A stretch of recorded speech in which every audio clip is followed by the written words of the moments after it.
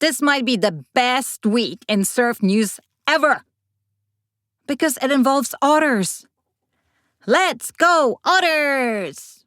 Welcome to the Wipeout Weekly, the daily podcast for beginners, wannabe surfers, and seasoned wipeout enthusiasts. No hype, no filler, just the highs, lows, and honest truth about learning to surf and finding your place in surf culture. I'm your host, Suze Wilson. Let's go out. Yes, otters. But first, Hawaii wants a slice of the Olympic pie. With the 2028 Olympics set to take place in Los Angeles, government officials in Hawaii are exploring ways to connect the islands to the event itself, specifically by encouraging Olympic surf teams to conduct pre-games training in the state. Because, of course, why not? The initiative is being led by the Hawaii Department of Business, Economic Development, and Tourism.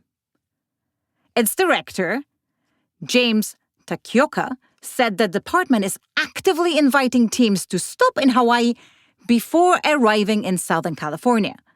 The proposal includes the possibility of hosting preliminary training camps and even exhibition events. Takioka is focusing on surf teams from Asia and the South Pacific, countries like New Zealand, which may consider Hawaii as a convenient and familiar stopover en route to Los Angeles. Makes sense.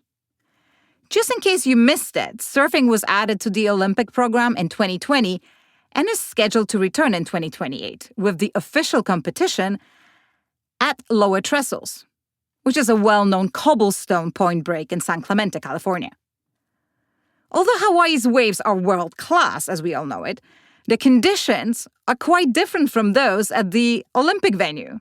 Lower Trestles is a mellow, fast-breaking point wave, while Hawaii's surf is typically heavier, punchier, and often breaks over sharp reefs.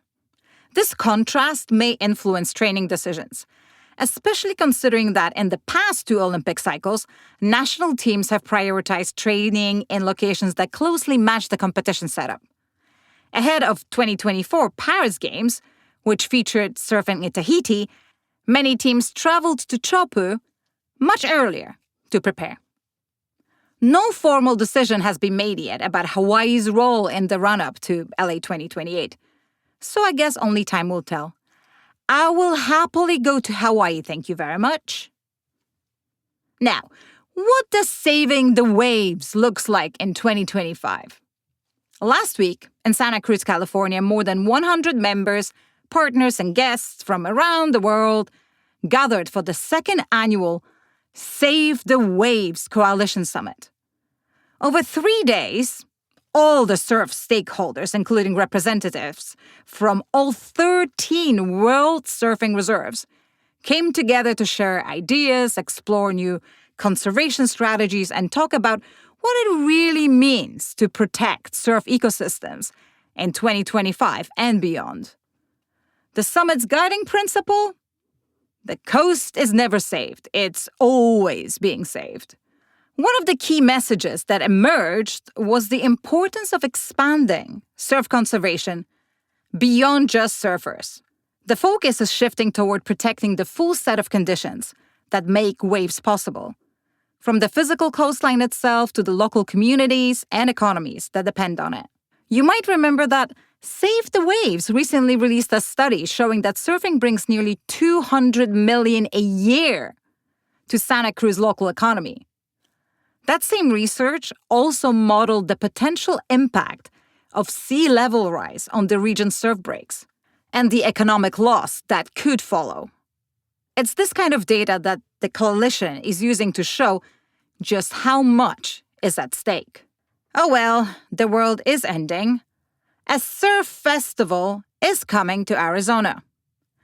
Arizona is set to host a surf, skate, and music festival this year at Revel Surf Park in Mesa. The 2-day event called Revel Ruckus Full Send Festival will bring professional athletes, competitive events, and live entertainment to the state's first surfable wave pool.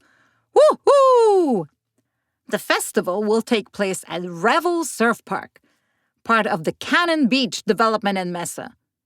The park uses artificial wave technology to produce long, rideable waves suitable for both recreational use and professional-level competitions.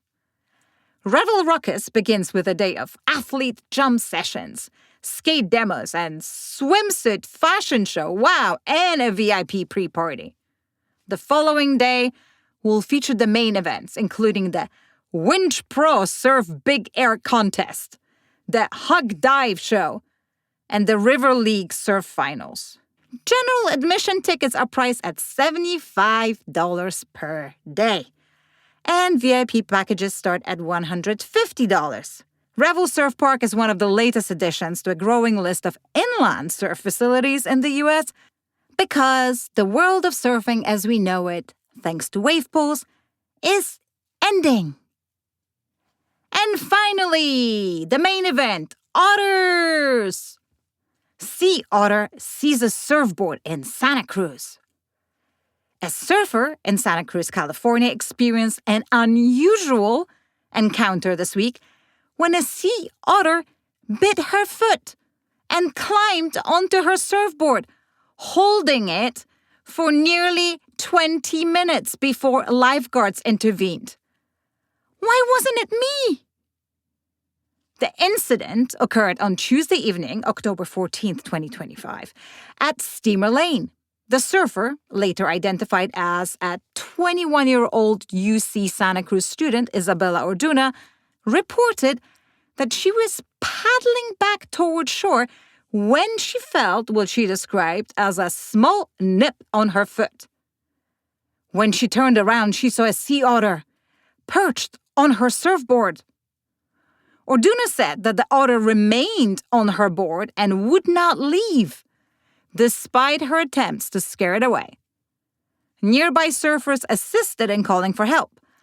Lifeguards and marine safety officers from the Santa Cruz Fire Department responded to the scene.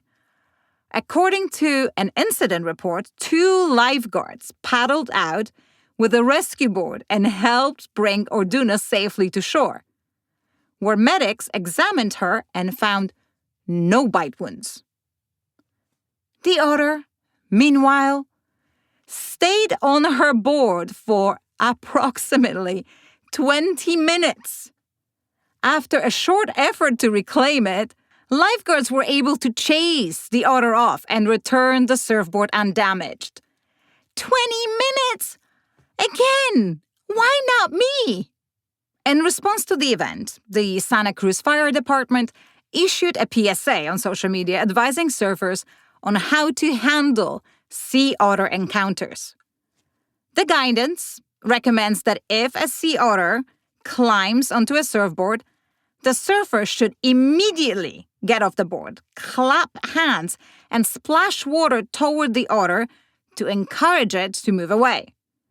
If the otter does not retreat, surfers are advised to pull the board in by the leash and paddle toward shore. When an otter is approaching from a distance, the same hand clapping and splashing behavior is advised as a deterrent. Orduna's encounter is very similar to a series of incidents in 2023 involving a sea otter known as Otter 841. That otter became widely recognized after multiple reports of her climbing onto surfboards and interacting with surfers in the same area. Otter 841 had previously been captured and tagged by wildlife authorities but released after being identified as healthy. She was last seen in Santa Cruz in May 2024.